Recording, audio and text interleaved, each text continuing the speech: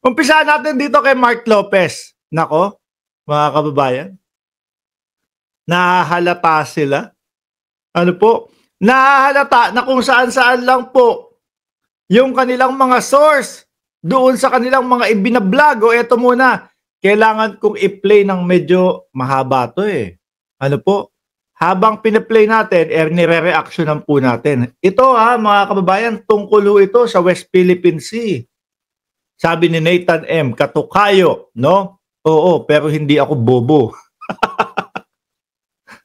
Hindi ako pro-China, hindi ako maka-China, no? Pakinggan ho natin. Biruin mo tinatawag nila si Jay Tariela, no?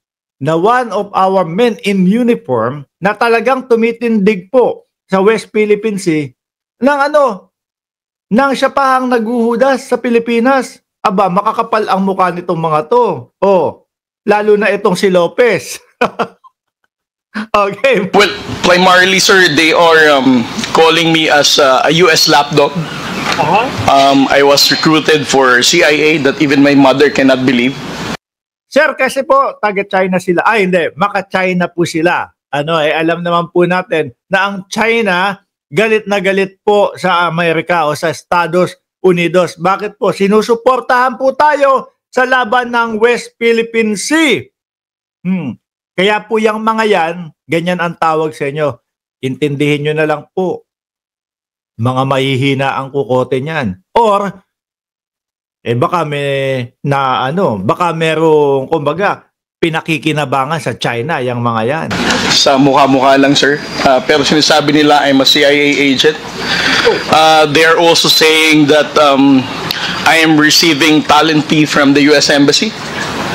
At one point, they also said that I went to the residence of Speaker to receive 3 black bags. Inantong mga DDS na to. Biruin nyo, pati po yung estilo na gusto nilang pakalat o yung estilo nung pag-receive ng kaperahan po, mga kababayan, makaluma pa din. Hindi ba pwedeng, transfer ko na lang sa iyo? Di ba? Manager's check na lang. Through online ko na lang isa-send sa iyo. Tumawag na ako doon sa bangko, i-send sa iyo. Yung matatanggap mo sa amin. Hindi ba pwedeng gano'n? Baka luma pa din. Black bag, 3 black bag, tumatanggap daw po si Jay Tariela. Mga bossing. Akalain mo naman, no? Parang yung lang din nila. Parang yung pulburon video lang din ho nila, mga kababayan. Nakdati na pa. Mag-hire ho ng mga editor. Mumurahin pa. Those kind of things, sir. And were these attacks from Filipinos or from foreigners? From Filipinos, sir. From Filipinos? Yes, sir. Biruin mo, ano pa natin? Kababayan pa natin. Okay. I'm sorry for my ignorance. Are those Filipinos present in this room? Yes, sir. They're here now? Yes, sir. Can you point them out? Mr. Mark Lopez, sir. Ay, nako, yan. So dito po sinasabi ni Commodore J. Tariela na meron ka daw pong mga isinusulat na hindi makatotohanan laban sa kanya. Pwede mo po bang ipaliwanag ito? Baka po si Commodore Tariela po ang dapat magpaliwanag kung ano po yung sinulat ko. Okay, yes, please. I want to understand because I want to know because you're a uniformed personnel of the Philippine government. Yes, no?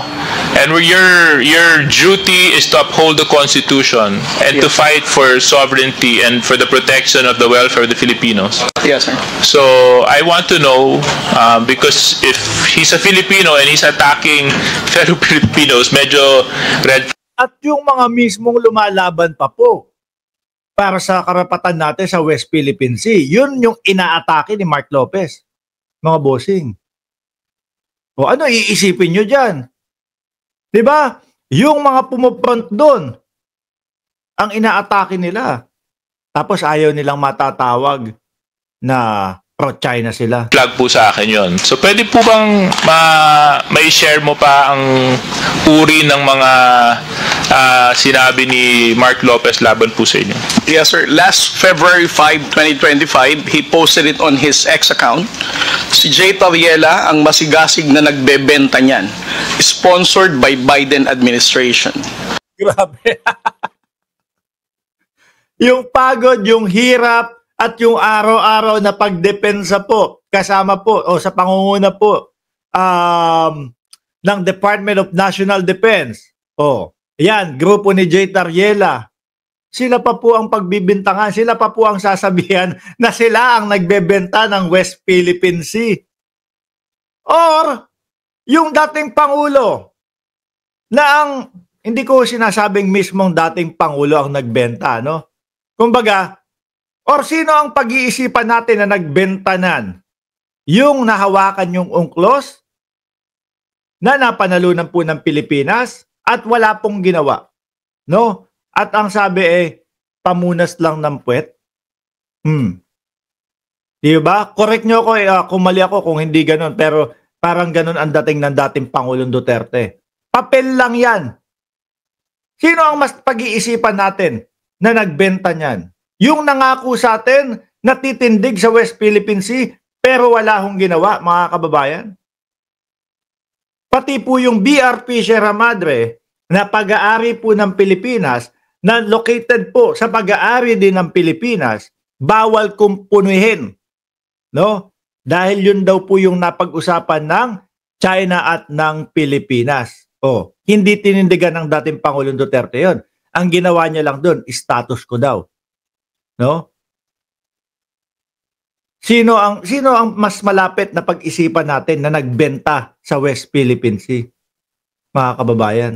Kesa itong lumalaban po araw-araw, nakikita natin na nagrereklamo dahil nga po wina-water cannon ng China ang Pilipinas.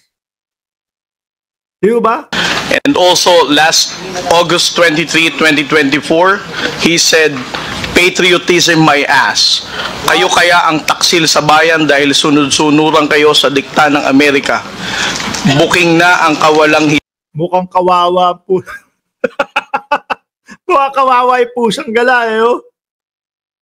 Biruin mo sila pa ang masasabihan taksil, mga bossing.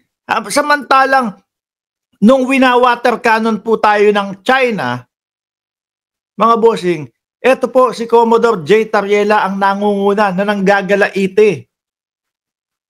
Ano po? Doon sa pangyayaring iyon. Tapos sila ang sasabihan ng taksil. Yan mo, J. Tariela. And okay, yes. a series of postings, sir. Yeah. Let's ask him to comment on those. Mr. Mark Lopez, you're questioning the patriotism of one of our uniformed personnel. You describe him as a lapdog of the U.S. because he's fighting for the sovereignty of our country. So, hindi mo talaga maintindihan no? Sasabihan na, ewan ko, hindi makabayan, US lapdog. Habang ipinagtatanggol nitong mga ito ang ating karapatan, mga kababayan. Di ba? Where are you coming from? Mr. Chair, I have been reading a lot and I have been being bombarded with a lot of news about the South China Sea issue. And among these news or information that I have been able to obtain is that the United States is using the Philippines to promote its agenda in the South China Sea. Ayan. Ngayon, sinabi niya yan, di ba? Kailangan kapag ka nagsalita ka ng isang ganyan, merong backup yan na ebidensya. Hindi pwede na, sinabi ko yun yung narinig ko yun yung Sa akin mga kababayan, tayo, kapag ka nagbablog tayo, kapag tayo humaharap sa camera, lagi may nakaakibat na ganyan, no? Kahit na narinig na natin doon sa isang news, sasabihin ko, hugutin nyo yan para maipapakita tayo sa mamamayang Pilipino. Hindi yung sinabi lang ni Mark Ramos yan eh. Although alam natin na ibinalita na at totoo na at mainstream media na yung mga nagbalita, papahugot ko pa din yan. Di ba? Jordan, pakihugot mo yan. Kailangan natin yan para detalyado yung mga vlogs natin. Kung sabihin man nila, saan mo kinuha yan, Mark? Paano mo nasabi yan, Mark? Ibinalita po ng GMA yan. Ano? Ibinalita po. Sa Congress po muna mismo namin nakuha yan. Detalyado. Di ba? Pero yung sasabihin, ganito, madami ho ako narinig eh. Saan nga?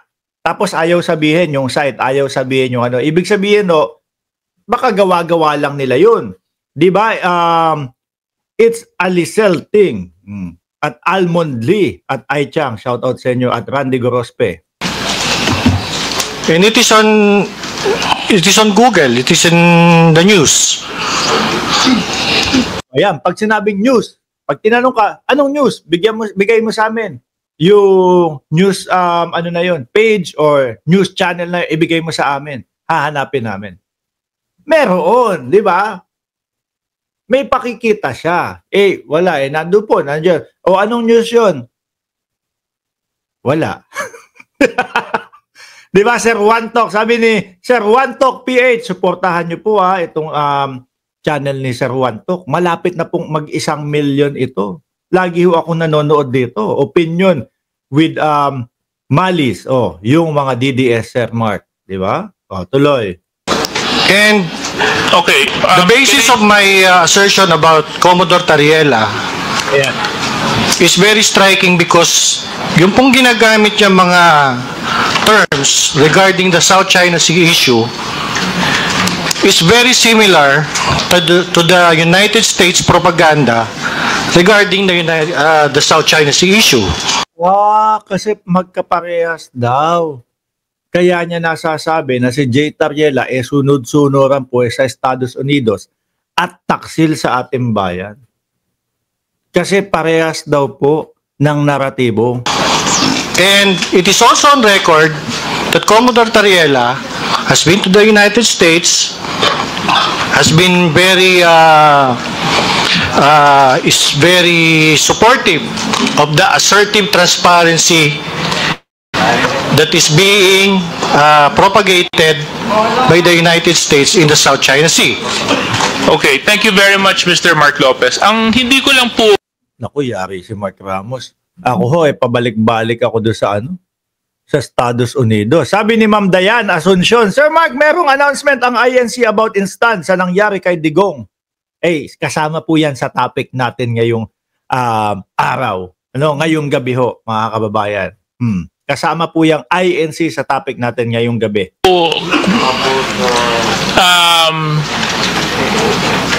I'm trying to understand, no? You're saying that he is a lapdog just because he's fighting for what is rightfully ours? It's in the similar vein, Kasi yun din naman po ang sinisigaw ng mga mamamayang Pilipino, atin po yun. Correct, di ba? Tayo po, mga kababayan, galit na galit tayo kay Marcoleta dahil sinabi niya no such as West Philippine Sea. In fairness kay Marcoleta, binawi niya, no?